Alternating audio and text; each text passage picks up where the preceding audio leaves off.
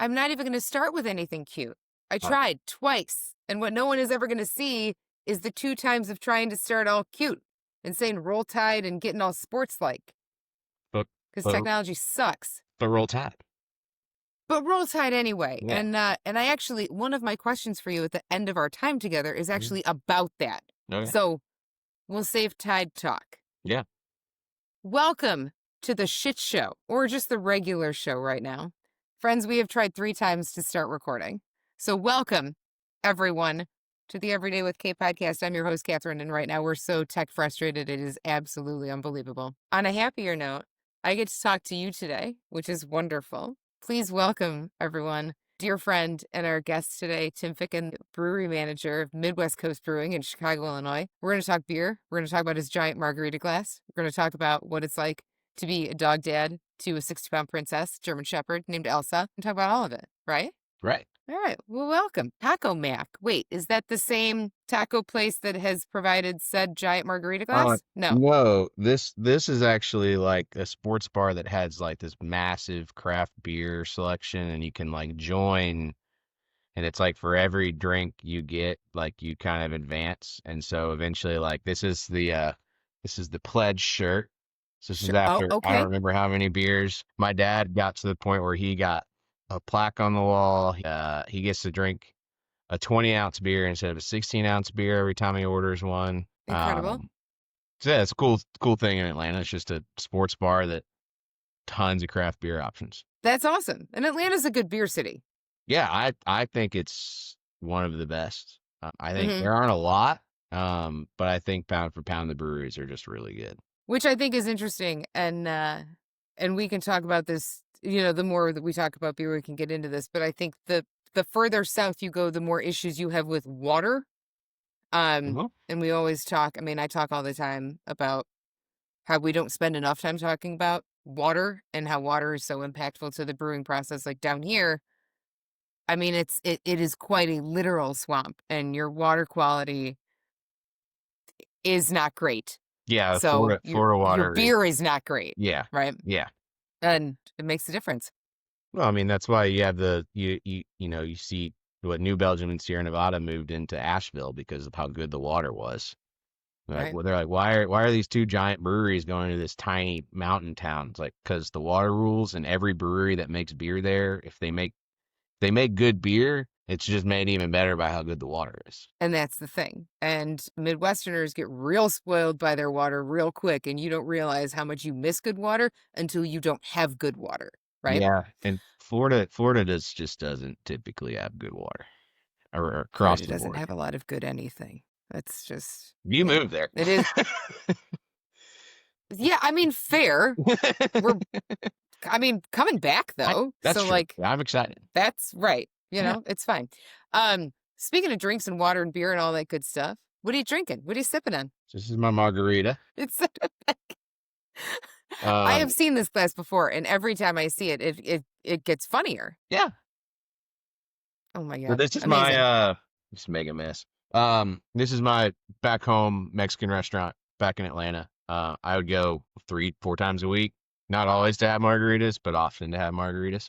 Um, and queso. And I actually when Well, I mean, I mean that's the best part. But when I moved to Chicago, actually I asked the owner for their salsa recipe and he gave it to me. And oh, so now I make that. That's like one of my big things that I make whenever I go to like house parties or whatever. They're just like, I'm like, you guys need me to bring me anything? They're like, salsa. I'm like, got it. okay. I mean, That's I'll let you know when and where. yeah. I do a roasted version now. I made a pineapple habanero salsa the other day. That was really good. I got this like jalapeno salsa that I just started doing. Man, you've got all kinds of talents. All kinds of stuff. That sounds delicious. For as much bitching as I generally do about beer down here, we have one brewery that we really like, Point of Bell Brewing, and they do a saison. No one can't. I haven't had a saison in many, many months, and then they Yeah. did one, and it's delightful. It's been sitting out through 2 different trials of recording and tech diff, so it should be nice and warm now. Yeah. Um, you know, and in our little drink Illinois glass, which we enjoy. There you go. I love this glass. It's one of my favorite We just glasses. did a rice saison that's really good. Oh, Do we delightful. cheers? Delightful. Furry cheers. Brew cheers, we love it. Boom. God, I'll never get. I just never in my life will not love the smell of a saison. Yeah, that was one of the hardest beers. It took us a while to kind of nail down. Um, First few iterations I wasn't super happy with, and this last one was good, but we called it a rye saison, and it was a good saison, but there wasn't a lot of rye. So we're just like, this next time we made it, we bumped that way up. You So want to tell the folks what rye is? I it's a mean, I know what it is. Why don't you tell what it is? it's a winter grass.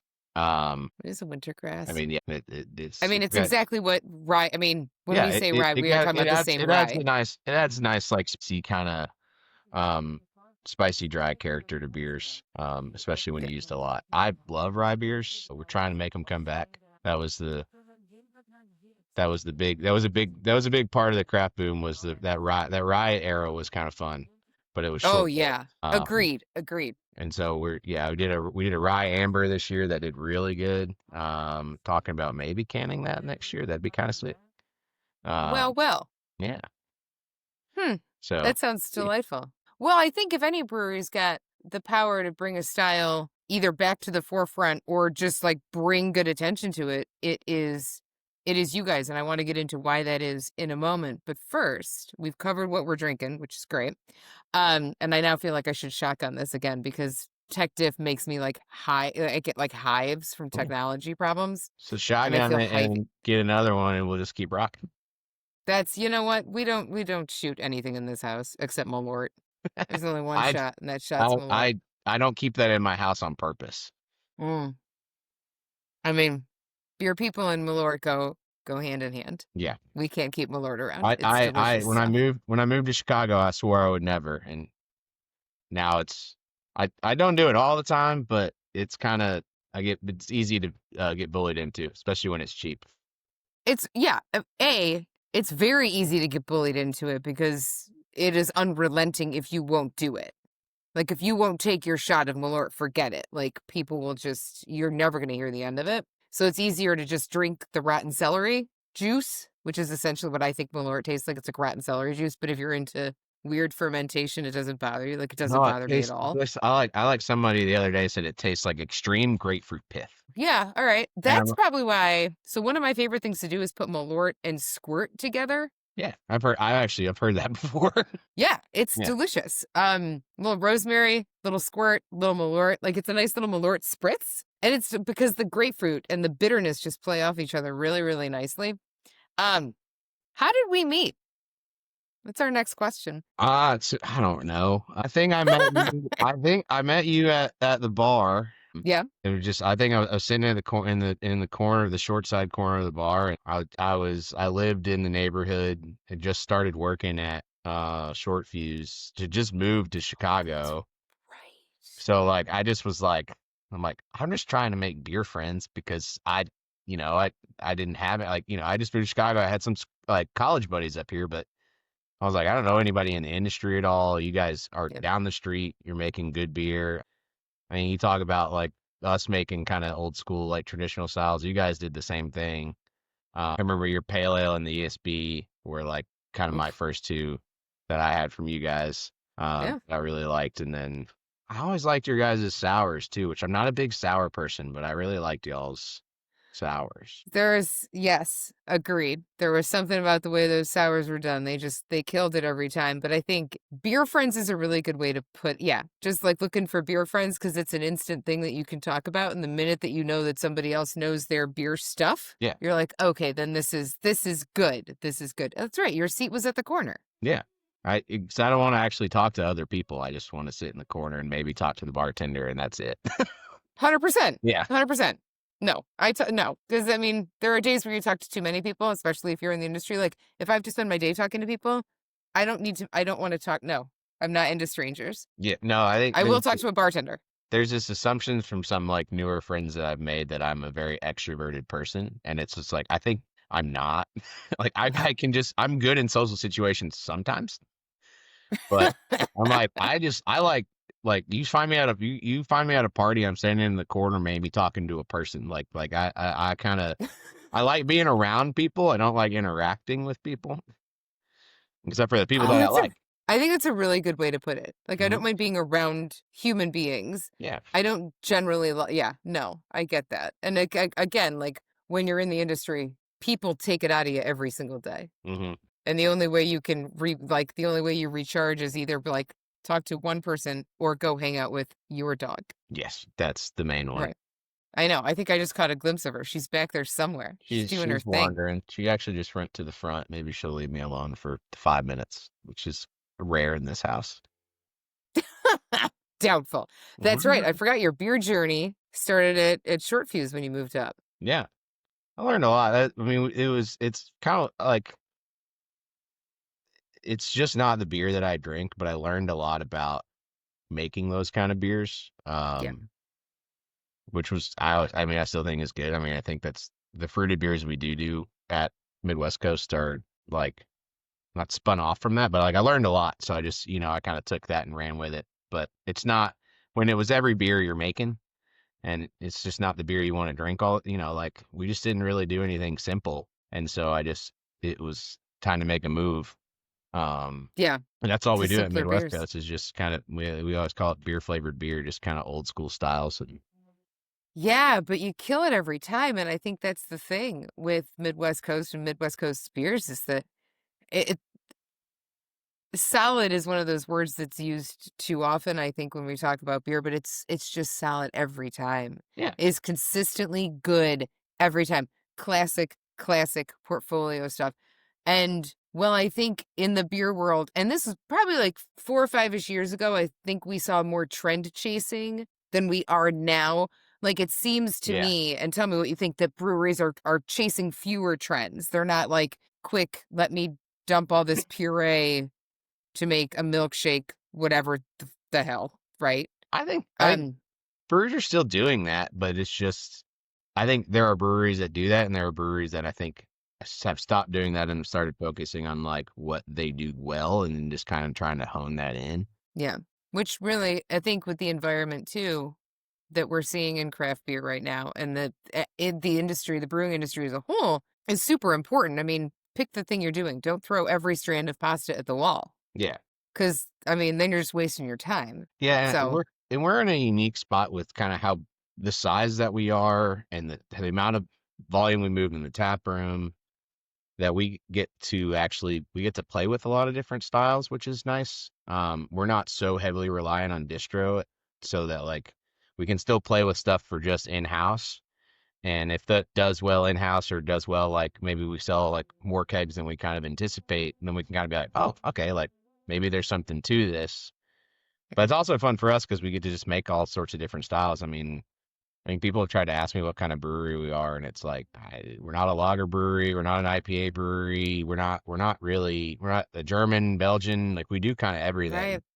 everything, which is fun. It's kind of like it's just, I mean, it's been fun. It's been cool to actually.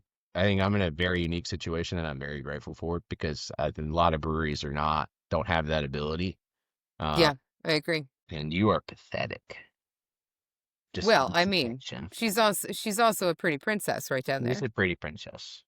Needs constant attention all the time. Some of us gals just need that. Yeah, that's fair. Okay, listen, some of us need our pets all the time, Hmm. all the time. So aside from beer, what are some things that are on your radar right now? Like What do you? books, shows, anything that's kind of catching your attention, anything you're like curious about or exploring or hobbies or things like that? Or is Um. it like, no, I go to work and I have margaritas. Goodbye. Well, I did over a year ago. I started Margarita Mondays. So me and a bunch of friends. I'm the consistent person. We've added some people have been consistent and then not, and then kind of cycled in and out. But we've been going to a restaurant that does like half price margaritas on Mondays. So we go and we Nice. we have a couple. I've been doing that for over a year now. Which is just fun. It's kind of Yeah. ridiculous that it's been going on for over a year. Um, but other People than love that, margaritas, man. I like margaritas. They're great. They're a good Yeah. time. It's great that it's great. It's always a good drunk when you're drunk, margarita drunk with your friends. Margarita drunk with friends might have to be a t-shirt somehow, some Yeah, way. Or but just margarita drunk. just Because margarita drunk. that is margaritas hit different. They sure do. But other than that, like I've been working on like I said, some like salsa recipes has been good. I've been getting it like I got a grill this summer, and so I tried to been grilling a lot. I mean, my life revolves around tasting stuff, really. So Yeah, food and booze and whatever. It's just like I'm always willing to. It's fun to try new things. I got some friends that I'm not a really big. I like sweets. I don't keep them in my house because I'll eat them.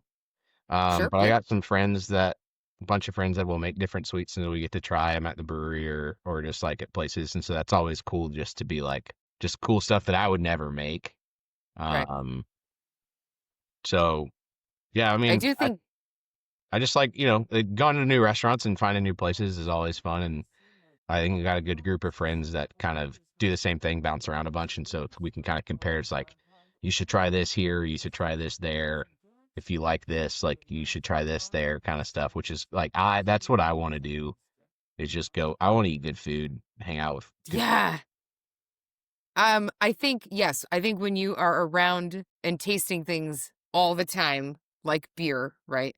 You Mm, get more into food and pairings and yeah. what's good and what's good. Yeah, I mean, yes, I think that's if someone were to be like, "What is your hobby?" I'd be like, "Oh, it's eating. Hmm. It's eating. I loved it's just it's food. It's trying food. It's making food. It's cooking food. It's giving people food. Like Yeah. it absolutely food based, right? Yeah. And I did that and gained a bunch of weight and just had to lose a bunch of weight because of it, because that's all I was doing. It's like, hey man, I maybe mean, we bring it back down, tear it down a little bit. same. Same Um, girl, same. yeah, Mhm. we go through our cycles.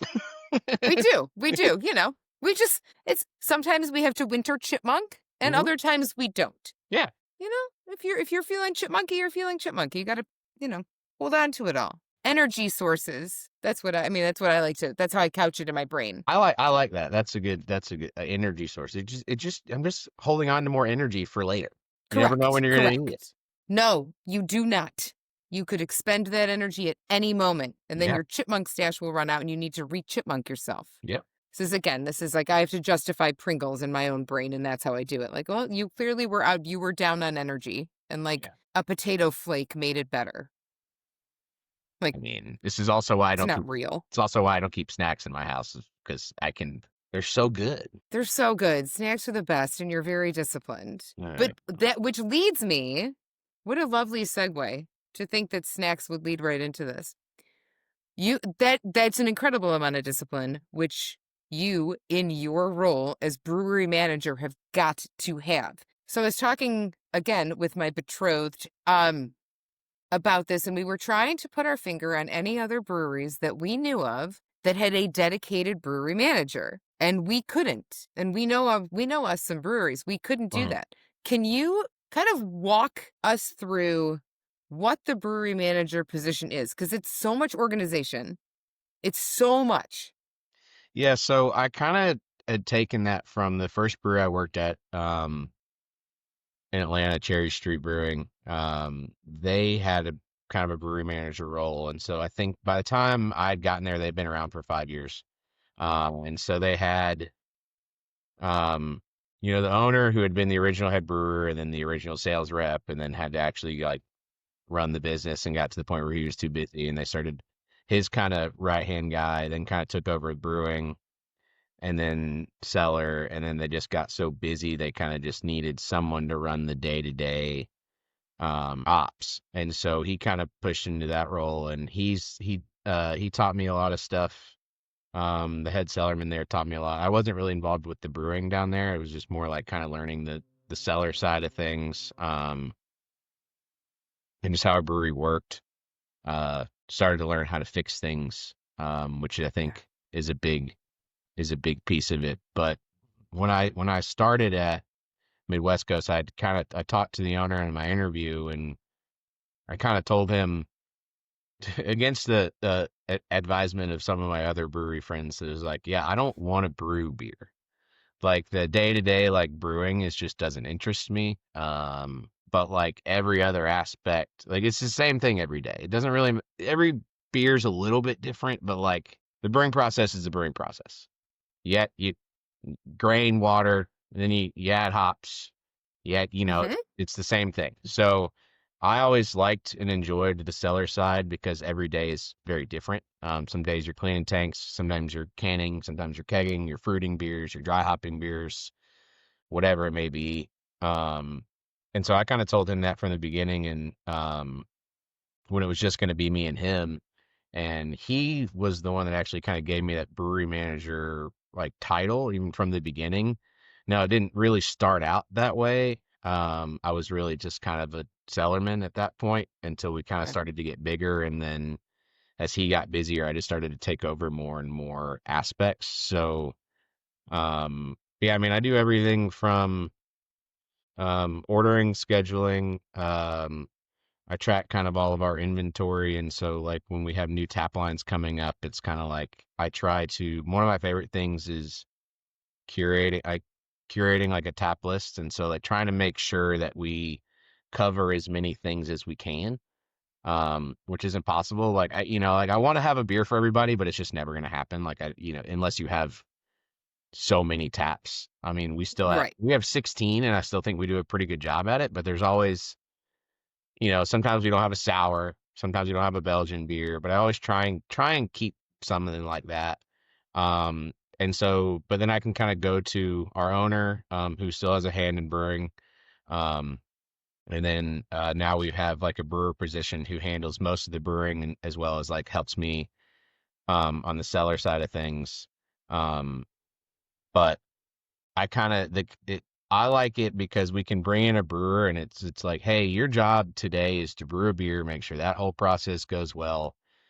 Okay. Um, I handle like most of the cellar work, on top of like I said, the scheduling, ordering ingredients, talking with sales and stuff. And so like our brewer just gets to brew and he gets to focus on that and make sure that that stuff is good, and he focuses there, and where I can the and I also think like the cellar runs the brewery because it's kind of like when a beer is ready and can move between tanks and whatnot. So it just gives me, I'm in a good spot where I can always know what's going on, uh, Mm-hmm. in all aspects. And so I can kind of be like, all right, this needs to go. This is happening. This beer's running low. We need a beer to replace it. Do we go like for like? Do we do, should we just go something different? Is the season changing? Um, so like we do, like we typically have more fruited beers during the summertime, Sure. darker beers during the winter, and then there's like kind of like spring, fall where you start to get your ambers kind of rocking. So, um, I'm fortunate. I love doing it. Also it's like every day is just so different. Uh, Mm-hmm.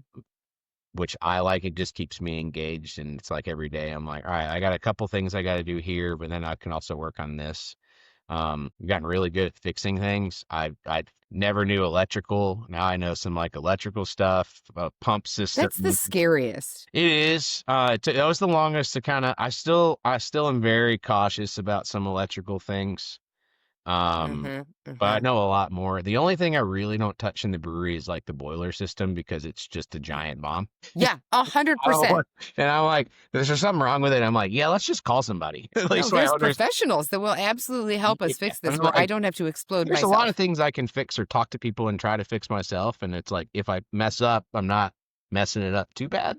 I'm Mm-hmm. not messing with a giant pressure cooker. Absolutely not. I So, think it was interesting when you were talking about the number of taps and making sure that everything is balanced and having that be part like one of the layers to the job that you do. I think sometimes folks don't understand that 16 taps is a lot of mhm. beer. 16 taps isn't like, oh, it's under 20, so it must not be that much. No, no, no, no, no, no, no, no, no. 16 taps is an enormous amount of beer. And Mm. to keep that balanced, right? And like, this one's low, this one's not so low. Here's what we're out of. Here's how we're going to rotate it in.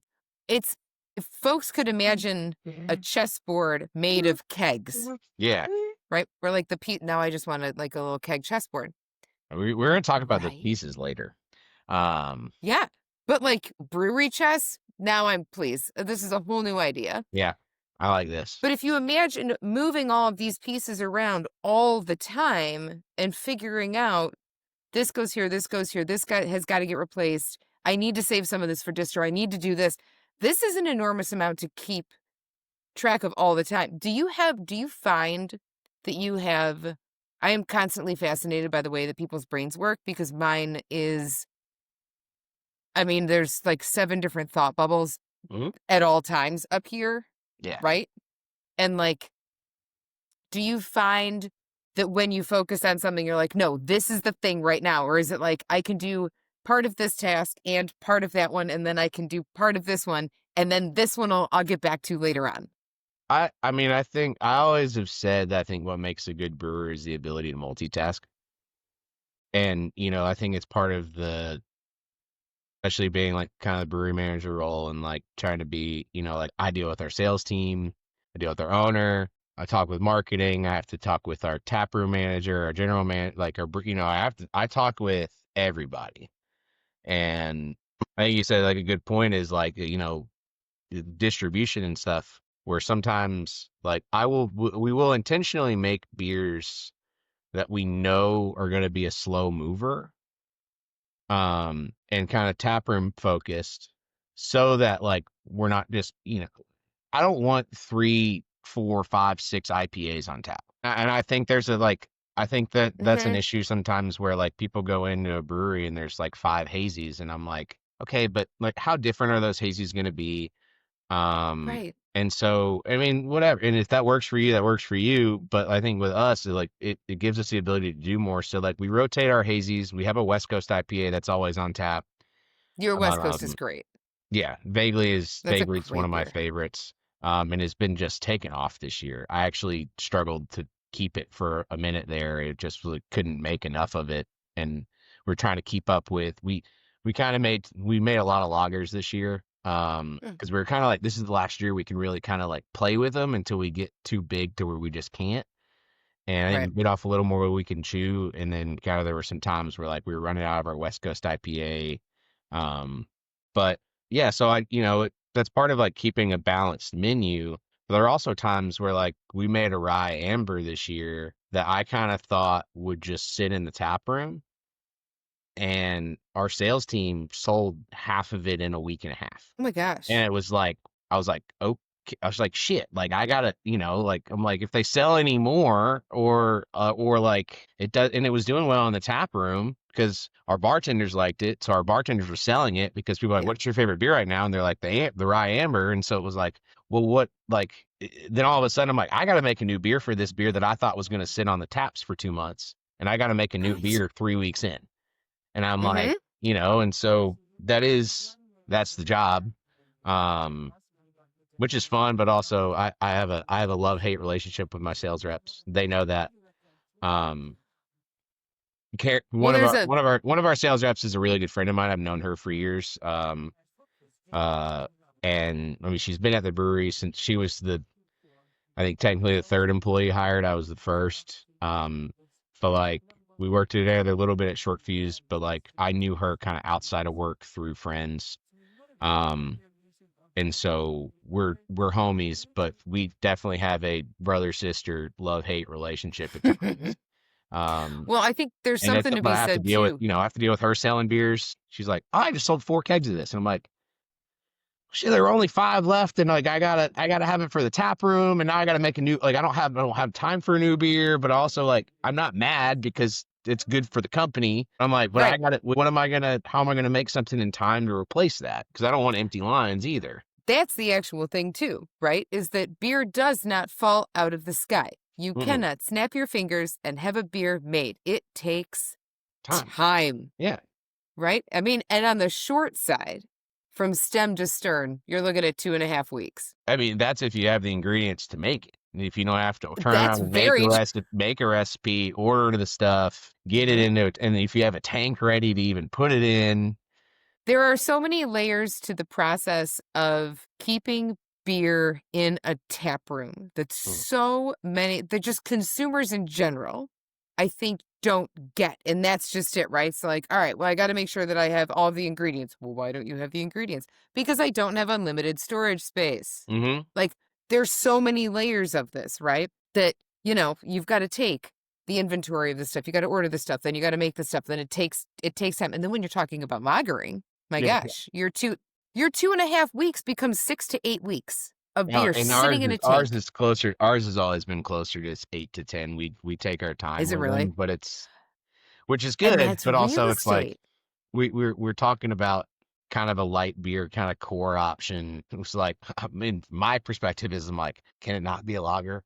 Like, Right. and Can and it just and be a it's blonde?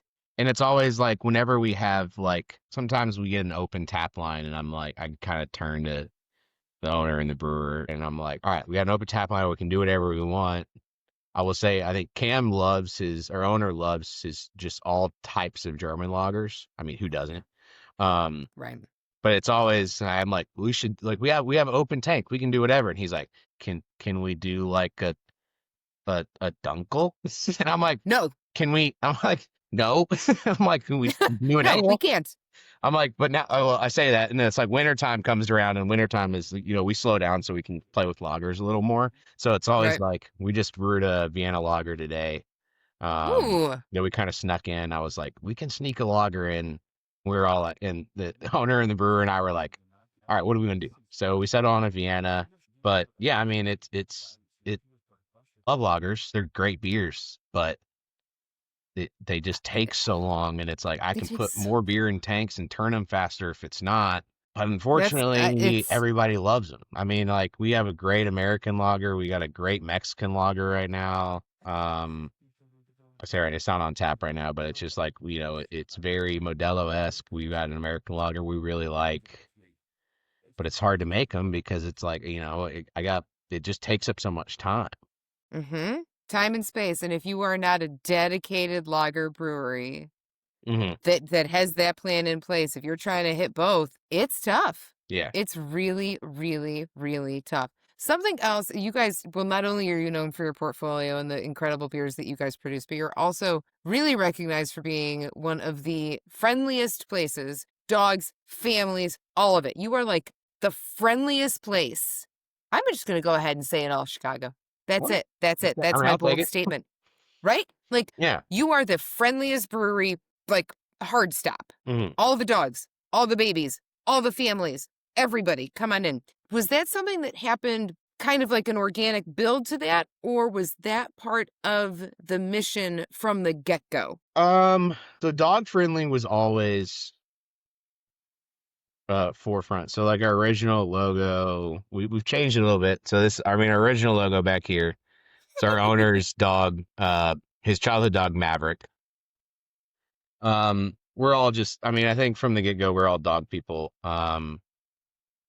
I got a dog. I grew up with a dog, and then I got Elsa, um, 5 years ago, a little over 5 years ago. The owners had a dog that was like very old when we started and then passed away, and then they got a puppy like a year later. Um, all of our bartenders have dogs or cats. And I think it's just been that was always a big plan. Um, Family orientation, I think it took a while for us to figure out how a good way to do it was. Uh, Yeah, yeah, I think we had some ideas that some people liked, some people didn't. And it was just like, how can we do it? And because families is hard because it is a bar and there's alcohol involved. And so it's like, you still have to have it's a good, I get the idea of it, and there's a good space for it. And it is and I've turned around on the idea. I never really liked it. But I've turned around and on it a bit because it is a very unexplored market. I think sometimes for good mhm, reason. Um, you don't want your parents driving home with their kids drunk, no, and that can happen at a bar or brewery or wherever. mhm, So I think that was definitely a difficult route to get to and figure out. I think we've done a pretty good job um, figuring out. I think we do a lot of kid stuff early. We yeah, do a lot kind of before we open. I think that was a really good call that our owner's wife and GM kind of finally got to the point of like, what if we did stuff before we open? And so right. it's not slammed with kids when people want to come out drinking as much, but we can still have that. And so I think we've done a good job at that. I think there are still things. It is just, it's weird because it's also like you don't want to chase people away that'll drink. because there's kids there, because there is that crowd. But I think it's Yeah. Yeah. also it is a good crowd. I mean, the amount of parents we get um in the summertime that just trying to get their kids out somewhere, and it's somewhere like kind of midday, like on a Wednesday or a Thursday, where they can kind of come finish work and bring their kids, and their kids can just kind of be out. Yeah. I think is good, which is, breweries aren't slammed between 2 and 5 during on a Wednesday, and so Right. I think Right. that aspect of it's good. It's just extra business. Right. Um, I think that I do think that was an intentional thing. I think it did take us a while to figure out how to do it well. Well, Um, I think yeah. there's like an age-old debate of kids and breweries. Hmm. And it is just like you can talk about it until you are blue in the face, right? Because then there's the crowd that's like, but parents drink too, and that argument is that side, and that's the only Hmm. argument. But parents drink too. Yes. We know you chose to procreate, you have to drink now. Um like Yeah. you made your right. You have chosen to increase your alcohol consumption because you chose to have spawn. And then there's the other side, which is like, but I want to go out and not like bump into a 4-year-old. Mhm. And I like both are valid, and it's a hard balance to strike, but I think you guys have done you've done a lovely job. I mean, my best friend takes her child there all the time. Well, they take their child there all the time. And it's like, all right, this is a really safe place for us to go. We can hang out, Mhm. kid can run around, right? And then we're drinking, this wonderful brown ale, which It's I so miss good. your brown ale. I do. I miss that Yeah. brown ale so much. It's that's favorite.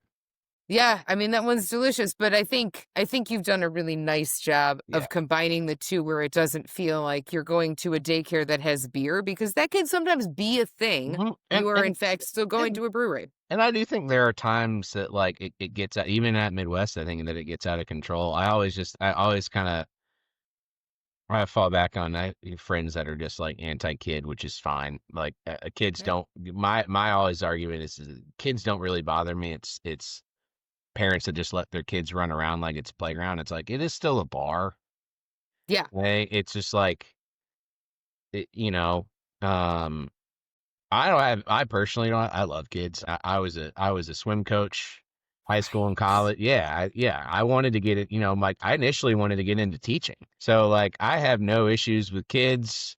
I have issues with uh parents that just let their kids run around and scream and interrupt other people. But Right. Yeah, agreed. I mean, Agreed. but who doesn't? Like it's especially when you're out drinking. Like I don't want to do that anywhere. I'm not at a Chuck E. Cheese. I don't want to deal with kids running around and everything. No. But I don't, No. I never have issues with kids when I go to other places. Mhm. It's not the kids. It's I'm like when I was a kid, we went to like my parents took us to sports bars. We went to breweries weren't a thing, but like my parents 100% would have been taking me to breweries. But you know what? I would have been sitting at a table because I wasn't allowed to run around and act like a heathen. Right. Like, Right. like my Sit parents your are ass like, down. no, you sit Mhm. here and you do your thing and you hang out with the other kids that we're here with, and Yep. that's what you do. And I have like I don't I think anyone that has issues with that aspect of it is crazy. I'm like, if it's but if you have kids running around and running up to people and running into people and um Yeah. it is difficult too with the dogs though, is because the last thing we want, and I think the thing I'm always most Kids, afraid dogs. of is a kid runs up on a dog and the dog, may be a good dog and may dog be good with kids, but a kid runs up to a dog and does something and to the dog and the dog Yep. reacts or whatever. Like I don't want that to happen either. And so that's part of the reason where I'm like, you need to keep an eye on your kids because you just don't know what's going to happen. And Also because they're honestly with other small. people because other people are there Right. drinking like Well, how and there's glass, there's edges, there's corner, like there's Mhm. a lot of stuff. You don't run at a There's a lot of pool. stuff. You get yelled at for running at a pool because you slip and fall. Yeah, you Somebody do. drops Crack your head open. somebody drops some beer. We have concrete floors. Your kid's running Yeah. around and slips on a beer spill from some drunk guy. That's not good for anybody. I have slipped on those floors. Not like injure slip, but like ooh. Yeah, no, I mean, it's just, it's wet concrete floors, and so it's just as long as everybody is safe and have like and just like I always just don't bother the people around you and just be Right. respectful of the people around you, like kids, dogs. We've had issues with, I mean, we have issues with adults that get too drunk. Please. We have issues with dogs that are too loud and aggressive. We have issues with Right. kids who run around. Um, Throwing, it's like we have issues with everything. It's just part of the business. So it's just, you always hope that you never get to a point where somebody ruins it for everybody else. I think Because that's the you've seen breweries that have got rid of dogs because hmm they had too many issues with dogs. You've had I think lately you've seen a lot of breweries getting rid of kids yeah. because they're getting too many complaints. So I Yeah. think it's just, it's just society in general. Just be mindful of what's going on around you, and just because what your kid's doing doesn't disturb you doesn't mean it's not disturbing the people around you. Same with your dog. Like I said, I with think, your dog. yeah. Same with your drunk friends. It's just like Oh, rein it please. in. Absolutely. Just like rein it in. Absolutely. So Everyone, this is sage life advice from our friend Ficken.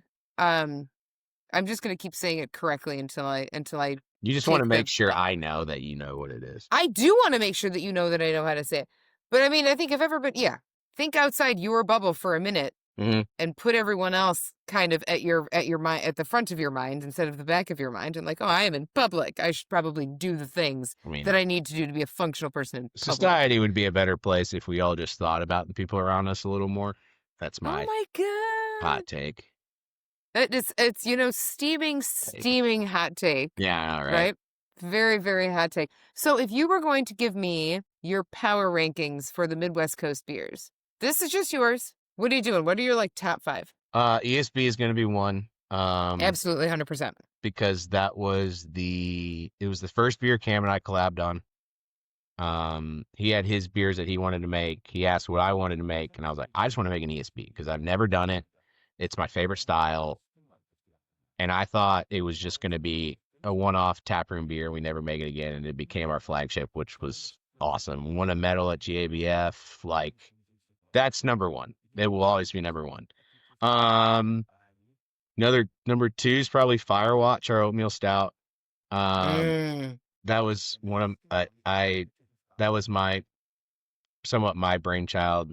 We there's a lot of collaboration. I don't think really anybody can claim any beer solely as their own. There's always been some right. sort of somebody we all helped. But that was my idea of just making like I wanted to make a breakfasty like oatmeal stout. So like chocolate malt heavy oatmeal Mm. stout. Um, that's won some stuff at Oak Park Beer Fest, which is my favorite beer festival ever. It's a Uh, really good one. that's probably two, three. I'll go that new rye amber that we made last year, just because that was a fun one to do and it turned out really well. Four, our West Coast IPA, because I just love a Yeah, West Coast. so good. I love drinking a good pine needle. Yeah, Like that resiny, ugh, yeah. so nice. And five, I'm gonna be selfish here. It's gonna be Elsa's beer. Well, That's right. yeah. Elsa has a Yeah, beer. so it's a Chinook Pale Ale, which is I go between that and Simcoe as my favorite hops, but just it was a Chinook only Pale Ale, and which is just what I want to drink all the time. Like it's like I think between an ESB and then like that, like those are like what I want to drink. So Yeah. I'll be selfish and say, uh, I'm the queen. Was what it was called. Well, A, she is the queen, She is and two, not selfish. yeah. Not selfish. She's your princess. Yeah. She's your perfect angel baby. She is. She's just a stinky little pupper dog. She's just Uh-huh. walking. She's just looking outside, making sure the house is safe. I mean, that is her job, and she does it very well. Mm-hmm. She's an exceptional guard dog with the amount, we've Yeah. seen her in action on the couch, on the floor, Gotta ready make at sure a everything's moment's cool. notice, right? Yeah. Make sure everything is cool. I feel like this is kind of Hugo does not do these things. Hugo naps A little through different. everything. Little different dog. He's slightly, yeah. They both have their own unique vibe. Hugo is not a protector. He is an attention sponge, and that's it. Yeah, and a fart machine. she And had she there's life with a French bulldog. very very few farts. They're always surprising. They kind of scare her. Um, oh, I I didn't. mean, Was that me? right, like, whoop, I hear you. So it's like a new segment. Tell us about your dog's farts. Yeah. No? Well, All right, probably so won't catch on. I don't think so. That's all right. We're young still. We can Mhm. try all the fun stuff. And then, when we make it big, we won't talk about dog farts anymore. Lies. We always Right. will. Yeah. Lies. Moving on. If you were to pick a phrase that is just out in the world and bury it deep in the ground, you never want to hear it ever again. Ever in your life, do you ever want to hear it again? Like, what is something that people say where you're like, no, stop it. I don't know. I don't care whatever you want to do. Oh, it's so annoying. It means But I mean, I'm nothing. also guilty of that but like, I think it's funny when I say it, I mean it. But when other Okay. people say it, I'm like, no, like, what do you want to do? Like, well, maybe I'm like, well, then say that. Like, like if I say like, I don't care, I want to do, I don't care. Like, whatever you want to do, I'm down. Like, let's, whatever you want to do. Yep. Um, if I have an idea, I'll throw it out there. I'm not shy. I think that's probably there, which is funny because I say it a lot, but Yeah. I don't, I feel like when I say it, I mean it. So I think Sure. it's different. Sure. I think most people are, Well, I don't care. And I'm like, you do. Just say what you want. that's the thing. You do You, care. you I may know not that you be, care. you Right. may not like, you may be okay with me saying, no, I don't want to do that, but just tell me, give me the option, you know? Hmm. Yeah. Don't tell me I don't care. And then when I suggest ordering Indian food, you say no. A second would be if I could go my entire life without ever hearing Rocky Top again. That'd be pretty good. Is that okay? Southern boy. Hmm. Is this an expression that's said in the South? It Or are you talking it about the song? it's the song and the expression. Just Tennessee fans in general, I hate. So, just yeah, Okay. it's just When someone says the word Rocky Top to you, what is I don't know what that they're means. just I mean, I know referencing. that it is So the Rocky Top is like it's not the Tennessee fight song, but it's like adjacent. It's like Sweet Home Alabama is not the Alabama fight song, but it is Alabama. This is sure. like Tennessee's version of that, and Okay. And it's because in this family we roll tide, we it do not. we don't wear Okay. the color orange. Um, Tennessee Hate Week is real. Uh, I've argued with my ex when it was, Tennessee, Alabama plays Tennessee the third Saturday in October every year. Okay. And as soon as the Alabama game the week before ends until the Alabama Tennessee game ends, it is Tennessee Mm-hmm. Hate Week. Got There it. is no orange in my house. And so, granted, that's peak spooky season. So Elsa's a bandana girly, and she has her spooky bandanas, which are always orange because they're Halloween themed. She does Sure. not wear an orange bandana during Tennessee Hate Week. Derek. Okay, heard. You know what I like truly, and this is like not even a touch of snark. I love when human beings have like really hard lines about something. Hmm. I love it. I think it is great. Like when your boundary is like, no, there's no orange. End of story. I don't care if Halloween is tomorrow. No, Yeah. black, green, purple, spider webs, something else. The I, only the only orange that is worn is it is my mom's dad's. He passed away when I was in eighth grade, and I inherited his I Hate Orange Alabama t-shirt. And it has the Auburn logo and the Tennessee logo in orange, like crossed out. okay. That is the Wait, only orange that will be worn that week in my house. Auburn is also on the shit Also, list. they're also on the shit list. So it's Auburn is our in-state rival, which I don't like hate. I just dislike them. I'm Mhm. actually quoting a video. It's like I just dislike Auburn. I hate Tennessee. Got it. Okay. Then you know what? We're gonna stay right here. We're gonna stay right on this plane of hard lines and everything else because all right. So we have our 3 questions coming up. And I mean, normally we go 1 for 1, but if you would like to do all three and all three, I'm gonna Yeah, say 1 for 1. It's more fun. whatever it works. Okay, Hold on. one for one. I gotta go first though, Before because we we're start, talking about that. can I What? can I get another drink? I mean, It's gonna take sure. like 2 seconds. It's You're just the doing Miller that. Lite out of my fridge. Okay. I'm a You man. go. I'm going to tell the people how they can support the show while you get your Miller Lite out of your fridge. Well, Tim, I hate I dislike Auburn, I hate Tennessee is getting his Miller Lite. Let's talk about the ways that you can support the show. One of the ways that you can support the show is by subscribing to the YouTube channel. You can follow us and subscribe on Spotify. You Like, can comment, like and and subscribe. Press the like, bell. comment, subscribe, share, do it all on Facebook, on Instagram.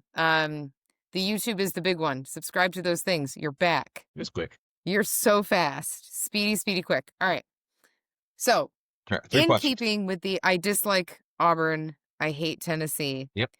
Our first question is actually a guest question from your friend who lives in my home. Hugo, nice. It's true. Hughes had a huge hand in writing this question. I was like, hit me with a question. And Hugo was like, here's mine. The question from your friend that lives in my home is, how does a dude from Georgia become an Alabama fan? All right. So, um, I I grew up in Georgia for the most part. So I was born in Mobile, Alabama, lived there for a couple of years. We moved to I know that. Tuscaloosa, where the University of Alabama is. Was there for 4 years till first grade. And then we moved to Atlanta. My mom is the youngest of 8. I think Wow. 6 went to Alabama, or maybe 5. Okay. My dad is the youngest of 2. Um, his oldest brother went, did not graduate. My dad went, and graduated. Met my mom there. My grandfather was the dean of the medical school, and my grandmother was a I think it was like a typist or something, like she did something with typing at for the university. Sure. Okay. So So you come by it very honest. oh, absolutely. Yeah. No, I mean, I grew up, I mean, it was in my blood. I mean, so it's funny because none of my family is actually from Alabama originally. My dad was born in Oklahoma. I think my mom was born in Alabama, but the family was originally in Ohio. I don't remember when exactly they moved, but they Nobody lived cares about in, Ohio, ever. yeah. Sorry, Um, Ohio. Nobody cares. I actually still have family, distant family in Ohio. Um, I have a husband from Ohio. I yeah. mean, nobody cares. No, literally no one cares about Chris. Um, Oh, I mean, they so care about him. They don't care about Ohio. yeah, it's agree to disagree. 6-1. So, no, so I mean, yeah, I grew up going to, I lived there for a while. When we lived there, I love baseball, and so like we used to go to Alabama baseball games all the time. I think people like, there are no pro teams in the state, and so like you got your Alabama and Auburn, and that's what you do. And so, on top of my parents going to school there, like I wanted to go see baseball games. Well, driving over to Atlanta to see a Braves game was the closest game, and that's 3 hours there, 3 hours back. Hey. Or we were staying there, and out, so, no, I mean, I grew up. We traveled back almost every Saturday for home games. It was not because my grandparents worked for the university, they had season tickets. Oh, nice. And they live right off campus. So going back to games was easy. And then when I went to school there, I was there with um, my cousin who was a year older than me. He was the first actually of all the cousins. There's 15 cousins on my mom's side. He was the first to go. I'm the third youngest. The last Jesus. 4 went to Bama. So Oh, my goodness. my Okay. cousin who's a year older than me, his younger sister is a year younger than me, and my brother who's 3 years younger than me. All 4 of us were there at the same time. So we did these All right. massive tailgates growing up. It was so much fun.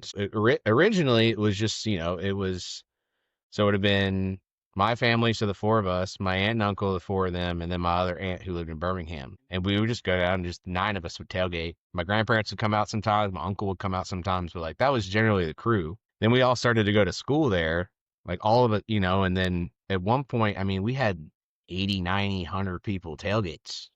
It Oh, my started with God. like one tent and us listening to the radio.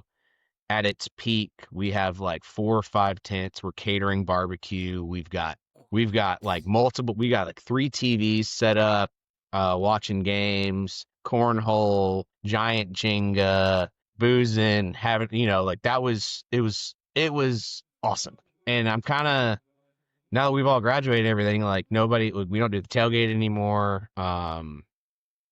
which kind of sucks. But uh, I'm going down actually for the Alabama LSU game next weekend. It's my first time I've been back to a game since COVID, which I think Oh, might. wow. Me, I talked to my mom. It might be the longest in my life I've gone without going to an Alabama game, including birth to like whenever I went to my first one. All So right. So that is, so yeah, I enjoy I got one or two ties to the university. one or just a couple two tree. Couple two tree. Couple two tree ties. All Yeah. right. That's wow. I mean, I knew Alabama. I Yeah. didn't know the extent. Oh This is yeah, incredible. like I will that's pass. I love when people accuse me of being like a Walmart fan or like a bandwagon fan. Oh, yeah. I'm like, no. Like, I like you could just drop your entire lineage about I'm like, we Alabama. All right. I also like like it. I grew up getting bullied in Georgia because I grew up in Georgia from second grade on, and Bama was not good for a number of those years, and Georgia was. I got bullied in school from why are you being an Alabama fan? You should be a Georgia fan. Alabama sucks. Like, and then Yep. Georgia fans bark at people. That's weird. Oh, it's the weirdest. Fucking losers.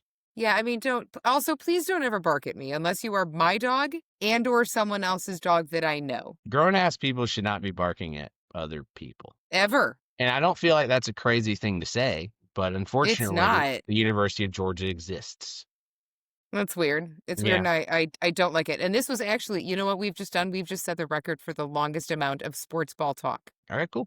I Great mean, job. I'm the person. I'll I talk about it mean, forever. I've had a couple who have been like, I'll tone it down. I'm like, that's fine. Like, I can listen and appreciate. I just can't participate in the sports. Go sport. We Go love it. Go sports. All right, that was mine. You're up. All right. All right. My first question is going to be about Chris.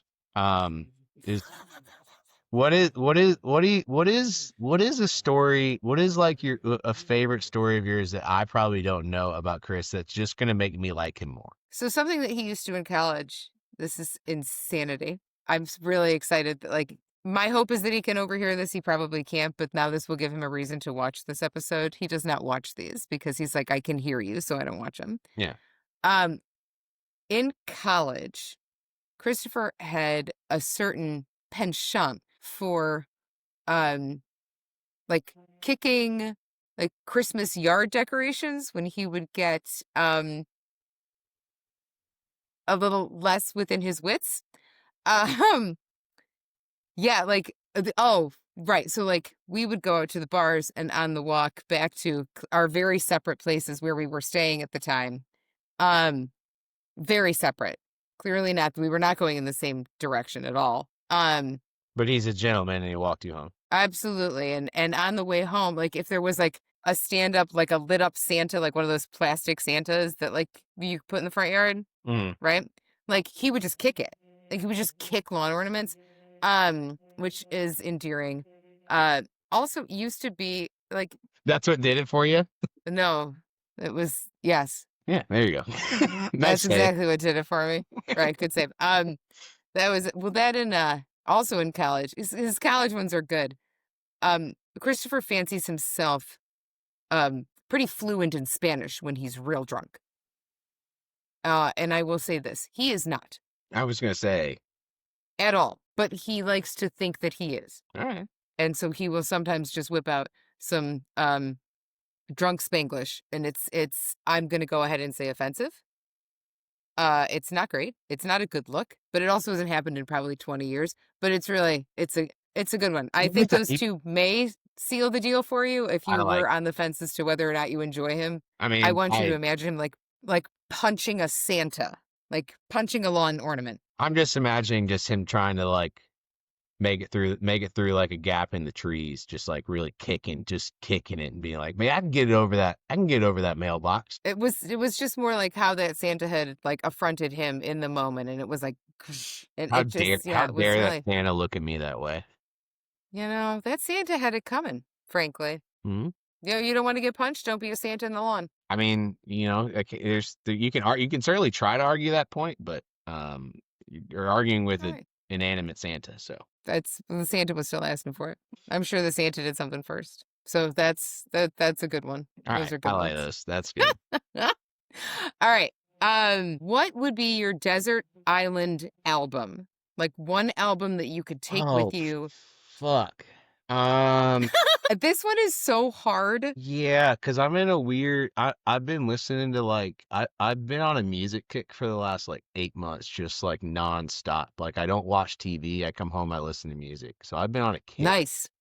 Mhm. Album. Yeah. Like stem to stern, absolute perfection. Here's the thing. It's gotta have to be. I enjoy that you're looking it up. Yeah, because I want to make sure I get. I'm a visual person, so I can see the album art. I just got to make sure I Right. get the name right. That's all right. We can get it. It's a really nice view of your hat right now. I know it's just free advertising. For what? For Oh, for the comeback? for the comeback. Where did it go? Yeah, scroll through this one. Meanwhile, I'm like thinking through all of mine. Where did it go? Oh, there it is. So I don't know if you know this about me. I'm a big Jimmy Buffett fan. Lord above. My first tattoo was a cheeseburger and a margarita. I can't do this. It's Okay. barometer soup. Because I think the only thing that makes this question somewhat easy is because I'm on a deserted island, so Jimmy Buffett just makes sense. Does it? Okay. I could talk forever about Jimmy Buffett because I don't get it. I don't get it. I've never gotten it. I don't get it. Have you But just never drank beach or beers on the beach listening to Jimmy Buffett? I have had plenty of beers on a beach. Am I listening to? No, I am not You should listening to Jimmy listen to Buffett. Jimmy. I also think Jimmy's an underrated lyricist. He says some crazy, weird ass shit, and you're Okay. just like, okay, cool. I think people just All think of Margaritaville and Cheeseburger in Paradise, and they're like, that's Jimmy Buffett. And it's like, nah, Jimmy's got some other stuff out there. So, on the fourth or fifth episode that we did, my longest term, I've known him for 35 years. My buddy came on, and he is a huge Jimmy Buffett fan, and we argue all the time about Jimmy Buffett and yacht rock, and like, is Jimmy Buffett yacht rock? He is on the yes, I am on the no. And he came down here, and there was a Margaritaville in on Fort Myers Beach, and we went, and everything is so themed that you're kind of like, all right, okay. Yeah. There, it's just all I also right. get It's it. just, I hate a theme, but sometimes themes hit for you. So, well, I think if you're a nostalgic person who loves them, then this was probably the thing for you. If you are the person escorting the person who loves it, then you are like, what is happening? so funny story.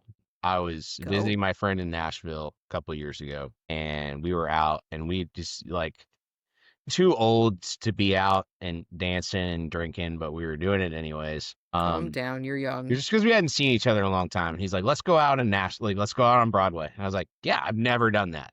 Ooh. Yeah, so like, Woof. let's go. So we had a great time. We walk outside, we're on Broadway, and I turn around, and it's like the beacon of light that is the Margaritaville sign.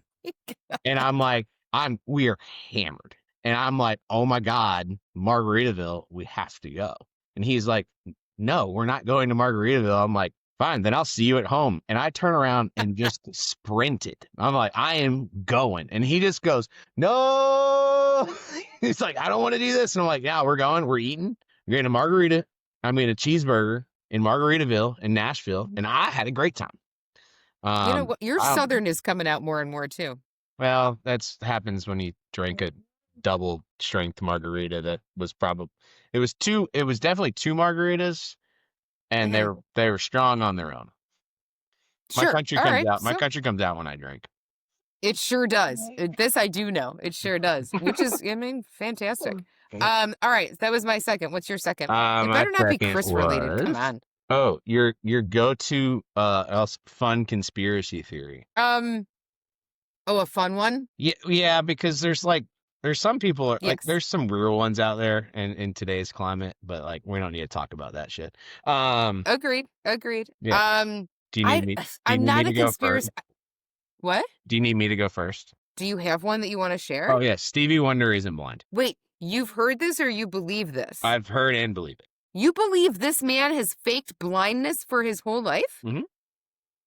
I think he can't see very well at the very least. But I think Like there's a video of him just like somebody bumping into a mic stand and him just like catching it. And I'm like, okay, well, you're not Okay. blind. Like, how did you know that was getting knocked over? And then he walks into rooms and he like knows who's in the room. And he's like, oh, like, what's up? And the people are like, I didn't say anything. How did you know I was here? And he's like, oh, I smelled you. And it's like, no, you didn't. Like, what do you mean? Okay. This is I'm trying to think now. Like no, I have a conspiracy theory, but it is about something that we shouldn't actually get into. Okay. But no, but, like I don't really think about conspiracy theories. Like I know very well that the moon landing was real. Hmm. I do not believe there was some weird cabal behind JFK. Like I no, like Yeah. this. I don't. That's I what don't conspire now. I like to throw in fun ones because there are so many fun, silly ones that just don't make sense. Like even this one is obviously like kind of crazy.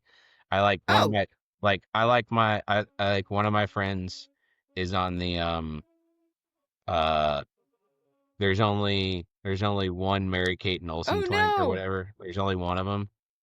Yeah. Like that's just ridiculous, but they're just like I just believe it. There's just weird evidence. Oh, then I believe that quinoa is a joke. That quinoa never like this. That like that's fine. My conspiracy theory is that every perimenopausal woman needs to eat their weight in protein every day. I don't believe that this is actually true, but we're all believing it right now. There it is it. I Wait, understand that I'm like not talking to the right audience on this, but like there I it is. wait, so explain that again. Okay.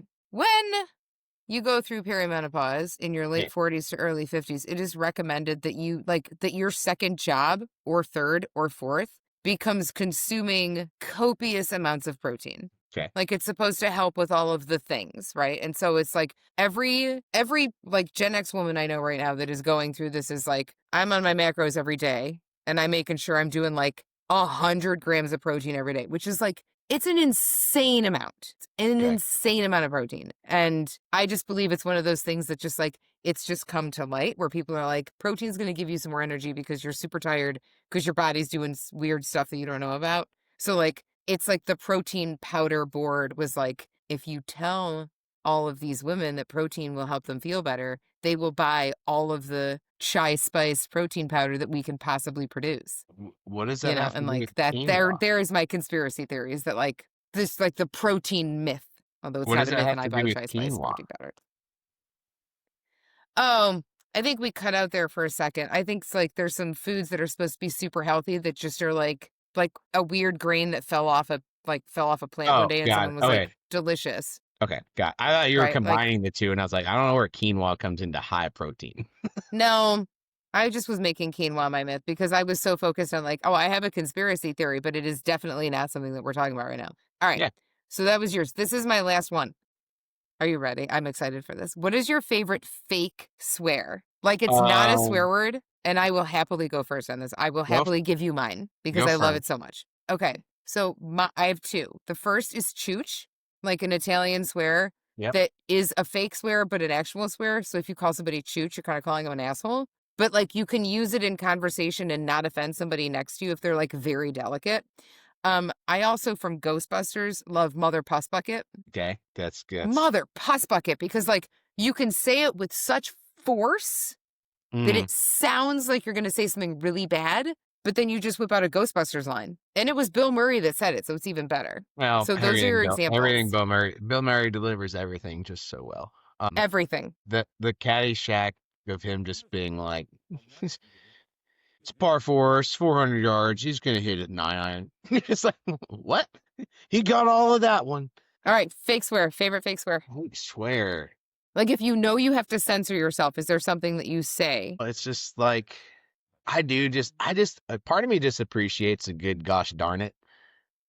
Um, Oh, because it's so not what I want to say, yeah. but like I don't like that either though. I have one. I feel like I gotta think for a second. I'm trying to think like part of it's weird You because know I'm like what? I don't have a lot of the I don't know that I have a lot of that, but like me and my dad's dad made up a lot of words. So like Okay. I say a lot of weird things that like aren't really curses, but like But like they could, heaven's Gemerchitroids is something I say a lot. As opposed to like God heavens and it doesn't mean anything. It means nothing.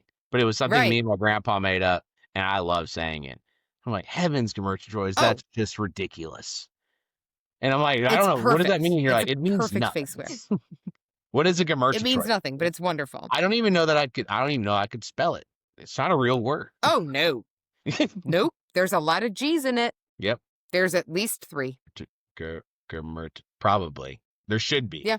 Yeah, I Yeah. have, that's the Probably thing is like somewhere. I say a lot of made up shit, made up words, partially because of my Mhm. grandpa. Some of them turned into curse words, but like not really. But like nobody would know. Right. Having This is why commercial fake choice has swears are been the a favorite of best. mine lately. Yeah. Yeah. Oh, I had a Polish great-grandmother who used to swear in front of everybody, and she would just do it, like, loudly in Polish, and it would be all slurry together, and we'd be like, "What does that mean?" And no one would know, but you knew it was bad. So it was, like, kind of a fake swear and kind of wasn't a fake swear, Yeah. because you weren't terribly certain what she was saying, but Is it that was with some emphasis. is that something in another language or does she just say nonsense? Nobody knows. No one knows. I mean, No she one. was 90 years old. She slipped Mhm. between Polish and English all the time. Who knew? I strive for that now. Um, to be 90 and slipping between Polish and English, because that just sounds fun. All right, last one. It's yours, right? Yeah. What is the like what food have you made lately that you're just like super proud of? I am so proud of my pozole. It takes me no time to answer this question. Sweet. What kind of fasole? I make a pozole.